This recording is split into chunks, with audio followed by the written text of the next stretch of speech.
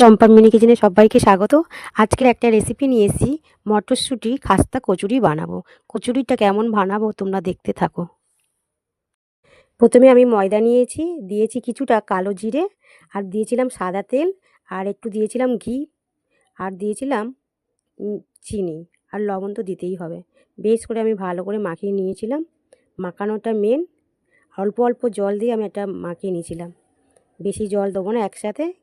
ভালো করে মাখিয়ে আমি রেখেছিলাম, আধ ঘন্টা মতন রেখে দিয়েছিলাম রেস্টে। আর একটা সুন্দর ডো করে নিয়েছিলাম। তারপরে আমি ছোটো ছোটো লেচি করে নিয়েছিলাম। মটরশুঁটি কচুরি বানাতে যেই পুরটা লাগে ওই পুরটা দিয়েই আমি একটা খাস্তা কচুরি বানিয়েছিলাম। এবারে আমি সবগুলো এক এক করে সব বানিয়ে নিয়েছি। বানানো প্রায় আমার সব হয়ে গেছে। এবারে আমি হালকা করে তেলের মধ্যে সবগুলো ভেজে নেব। খাস্তা কচুরিটা বানিয়েছিলাম, তোমরা সকালবেলায় সস দিয়েও খেতে পারো, আর এটা চায়ের সাথেও খুব ভালো যায় বিকালে। এটা অনায়াসে তোমরা 1-2 সপ্তাহ থাকবে। এই কচুরিগুলো বিকালে তো খুবই ভালোই লাগে।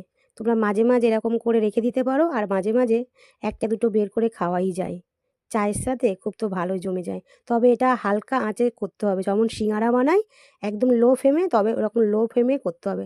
তবে জিনিসটা কিন্তু খাস্তে হবে, হুটপাট করলে হবে না, তাহলে পুড়ে যাবে, ভেতরে কাঁচা থাকবে। কচুরিটা কেমন খাস্তা হয়েছে দেখো, আমি এবার তোমাদেরকে ভেঙে দেখাচ্ছি। আওয়াজটা শুনে তো বুঝতেই পারলে কতটা খাস্তা হয়েছে।